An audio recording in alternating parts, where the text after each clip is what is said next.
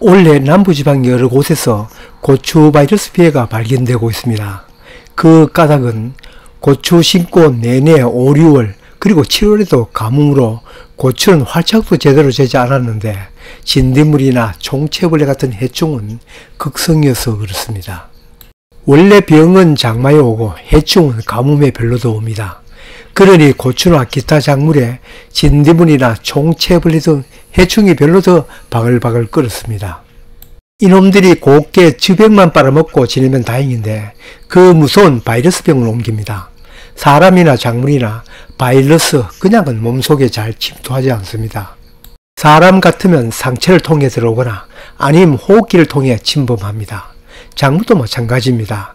해충이 상체를 내고 거기에 이놈들이 묻혀온 병균이 작물 몸속으로 들어오는 것입니다. 고추에게 주로 오는 바이러스는 칼라병이라고 더 알려진 토마토 반점 위조 바이러스가 있습니다. 이건 주로 총채벌레가 옮깁니다. 고추에게 가장 많이 오는 바이러스병으로 요즘 칼라병에 강한 품종이 나오고 있습니다.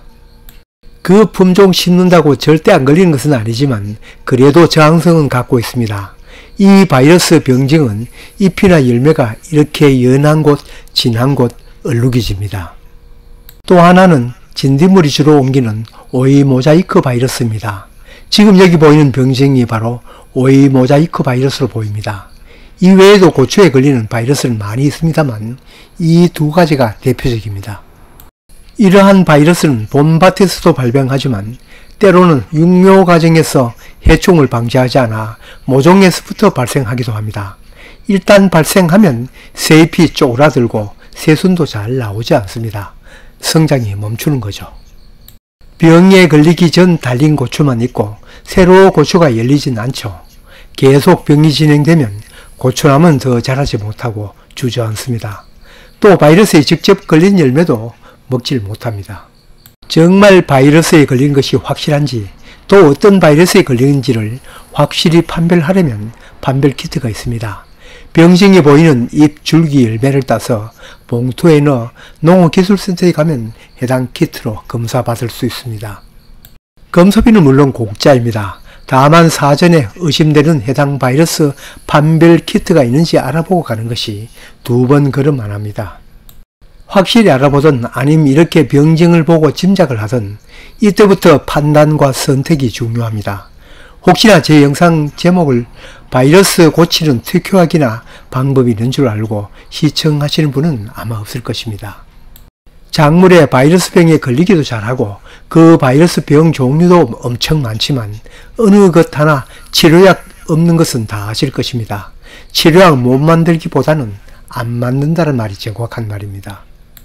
개발비에 비해 판매비가 절대 따라올 수 없죠.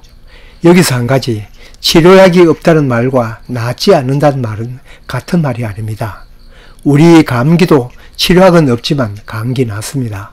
우리 몸이 감기 바이러스를 이기는 거죠.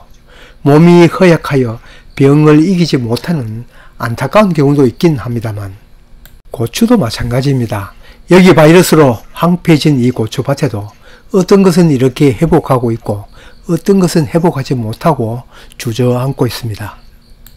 여기 비어있는 자리는 병이 심해서 주인이 뽑아냈거나 아니면 고사한 것입니다. 이건 새로 잎이 난 것은 정상으로 펴지고 있네요. 그렇다고 병이 회복될 때까지 안심하고 기다리라는 말은 절대 아닙니다.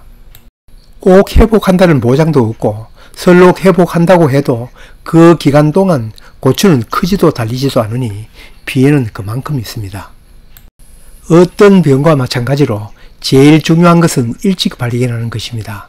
그러한 병증이 보이는 포기가 보이면 제일 먼저 할 일은 살충제를 쳐서 해당 해충을 깡그리 잡는 것입니다. 이건 초를 다투는 일입니다. 병증을 보이는 포기가 몇 포기 안 되면 일단 치료약이 없으니 뽑아내고 이후 진척을 살펴야 하겠지만 저처럼 경험이 적은 농부는 온 밭에 반연되었을 때 알아차립니다. 이때는 해야 될 일이 상황 판단입니다. 상황 판단에 고려할 조건은 일단 다음 3가지입니다. 첫째, 바이러스 병이 어느 정도 만연되어 있는가. 둘째, 하단에 달린 고추를 파악합니다. 새로 나온 선에서 주로 일어나므로 하단 고추는 어느 정도 수확할 수 있습니다. 물론 이것도 병이 얼마나 심한 정도에 달려 있습니다만. 세 번째로는 고추대를 뽑으면 심을 마땅한 후작 작물은 있는가입니다. 바로 제거하고 후작을 심거나 아니면 하단 고추를 수확하고 뽑아내고 후작을 심든가. 마땅한 후작이 없으면 일단 기다려 볼 수밖에 없겠죠. 제 같은 텃밭농은 호기심 반, 오기 반으로 회복 작전을 펼쳐 거기에 대한 영상도 올렸습니다. 이 얘기를 언뜻 들으면 바이러스 병이 아니었겠지라고 하겠지만 직접 바이러스 키트로 판정받은 고추였습니다. 앞에 키트 검사 영상 제 고추 판별 영상이었습니다. 저는 일단 회복을 하였는데 그렇다고 피해가 없는 것은 아닙니다.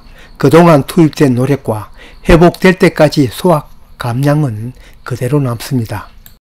혹시나 아프 결정해서 당장 뽑아내지 않고 추위를 보거나 아니면 하단 고추만 수확 때까지 기다리거나 아니면 치료를 마음먹었다면 다음 내용을 참고하십시오. 앞에서도 얘기했습니다만 작물에 걸린 바이러스병 치료약은 절대 없습니다. 고추가 병을 이기는 방법밖에 없습니다. 병에 이기도록 고추에게 원기를 주면 병을 이기는 데 도움이 됩니다. 그만큼 회복기간이 짧아집니다. 고추밭 만들 때 밑비를 준 걸 생각하여 빠진 미량 요소가 있는지 파악하고 부족한 점을 질소와 가리 우비로 함께 주는 것도 도움은 되겠죠. 중요한 것은 연면 시비입니다. 우선 잎이 정상으로 돌아와 광합성을 해야 회복할 수 있습니다. 가장 빠른 영양 투입은 연면 시비입니다. 다른 영양소도 필요 없다고 할 수는 없지만 주로 잎에 영향을 주는 질소와 마그네슘 연면 시비가 가장 큰 도움이 됩니다. 그러다가 사이사이 수용성 칼슘이나 가리와 인산 연면 시비도 필요합니다. 그러나 가장 자주 투입해야 하는 것은 질소입니다. 잦은 연면 시비로 잎이 지저분해지면 맹물 살포도 필요합니다. 맹물 살포는 잎을 씻는 역할도 하지만 잎에 말라버린 영양소들을 흡수하는 계기도 됩니다. 바이러스에 걸린 고추, 마늘 그냥 두기로 결정하였다면 이처럼 틈나는 대로 연면 시비를 통한 양봉급으로 회복에 도움을 주거나 회복기간을 단축시킬 수 있습니다. 그러나 바이러스 병으로 고사 직전까지 간 것은 연면 시비로도 안됩니다. 병이 온몸에 퍼진 사람, 백약이 무효인 것과 같은 이치입니다.